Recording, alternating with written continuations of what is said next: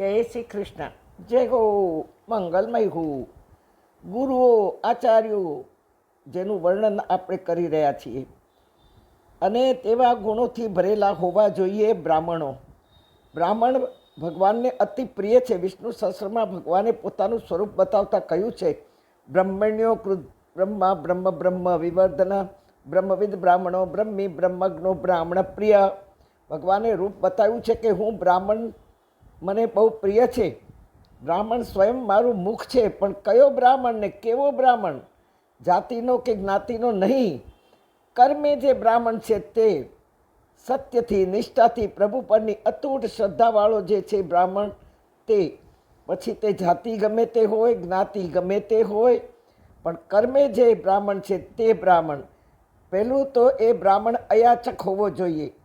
માગવું એના જીવનમાં હોવું ન જોઈએ. એટલી ભગવાન પર શ્રદ્ધા હોવી જોઈએ કે મને જેણે જીવન આપ્યું છે તે મારું બધી રીતે ધ્યાન રાખશે જ. મને નહીં ભૂખ્યો કે દુખ્યો નહીં રહેવા દે. બ્રાહ્મણ કોને કહેવાય? કે જે અયાચક વ્રત લઈને બેઠો હોય તે. આજે બ્રાહ્મણો ધર્મનો ધંધો કરતા દેખાય છે. અરે એક બ્રાહ્મણે તો પોતાના 2-2.5 વર્ષના છોકરાને બંદૂક ચલાવતા શીખવવાનું નક્કી કર્યું અને હાથમાં બંદૂક આપી. એ દીકરાએ, એ નાના બાબુડિયાએ એની બેન ઉપર એટલા ગુસ્સાથી બંદૂક તાકી અને સાચી બંદૂક આપી હતી. મેં જ્યારે કહ્યું કે તમે શું બનાવવા માગો છો બાળકને, તો કે આ કલયુગ ચાલે છે એને લડતા શીખવા માગું છું. અરે ભાઈ, બ્રાહ્મણ છો, 12-15 વર્ષનો ન થાય ત્યાં સુધી એને કાંઈ લડતા બળતા શીખવાનું ના હોય. અને એ ગુસ્સામાં કોઈ ઉપર નહીં ઉતરે, તમારા ઉપર જ ઉતરશે. તો કે તમને હજી મારી પાસે જ્ઞાન લેવાની બહુ જરૂર છે. આવો ઉદ્ધત, આવો સ્વચ્છંદી બ્રાહ્મણ મેં દુનિયામાં નથી જોયો. રોજના હજારો કમાય છે, પણ એને બાળકને ખૂની અને જનૂની બનાવવું છે. બહુ જ આ દુઃખની બધી વાત છે. બ્રાહ્મણ સત્યનિષ્ઠ હોવો જોઈએ, પ્રભુ પરની અતૂટ શ્રદ્ધાવાળો આવો હોવો જોઈએ. પછી ભલે જ્ઞાતિનો કે જાતિનો ના હોય, એ બ્રાહ્મણ જ છે. જુઓ, દ્રોણ, કૃપાચાર્ય, આ બધા આચાર્યો હતા. અશ્વત્થામા બ્રાહ્મણ બાળક હતો. અરે રાવણે તો વેદોને સ્વર આપ્યા છે. રાવણ બ્રાહ્મણ હતો, શિવ ભક્ત હતો, અને છતાં વૃત્તિ પ્રવૃત્તિથી અસુર અને રાક્ષસી ગણાયો. કામી, ક્રોધી હતો. દ્રોણ લાલચી, કૃપાચાર્ય મૌનથી જોનારા, હાય હા કરનારા અસત્યને. કર્ણ જેવો દાનવીર કોઈ જ નથી દુનિયામાં હજી, પણ એ દુષ્ટનો સંગી હતો.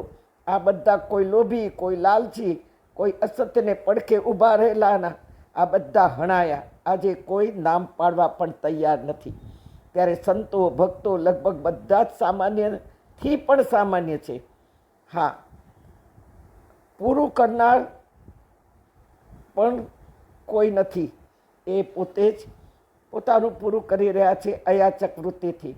નરસિંહ, તુકારામ, એકનાથ, સખુબાઈ, કર્માબાઈ, અમારી ગોપીઓ, અમારા સંતો, જલાબાપા, કબીર, શબરી, રસખાન, સુરદાસ, હરિદાસ, ચમાર, સુદામા, કોઈ જ કરોડપતિ નહોતા કે નહોતા કોઈ યુનિવર્સિટીમાં ભણવા ગયા, છતાં પ્રભુને પામી ગયા. એટલું જ નહીં, પ્રભુ બધાની સામે આવ્યા.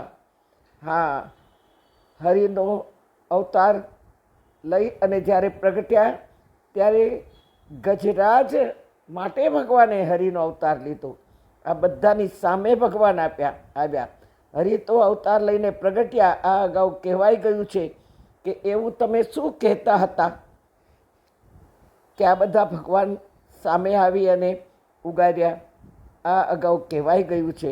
હા, પણ આ બધાને યાદ કરવાના, નામ લેવાથી પણ પાપ કપાય. કારણ આ બધાને સાક્ષાત પ્રભુનો સ્પર્શ થયો છે.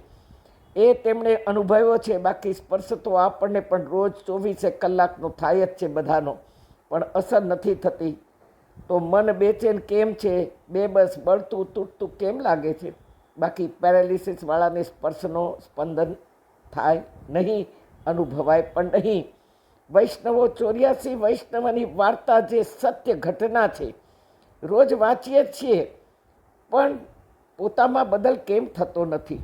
કે વિચાર પણ કેમ નથી આવતો કે મારે પણ આવા 84 વૈષ્ણવમાંથી એકાદ વૈષ્ણવનો ગુણ લઈ અને મારે પ્રભુ પ્રાપ્તિ કરવી છે. પ્રભુને પ્રાપ્તિ પછી કરવાની જરૂરત જ નથી. પ્રભુ જ એવા ભક્તને પ્રાપ્ત થવા માટે સામે આવે. નરસિંહને સામે ભગવાન, મીરાની સામે ભગવાન આવ્યા. આપણી સામે કોઈ માણસ પણ ઊભો નથી રહેતો, કારણ આપણો સ્વભાવ.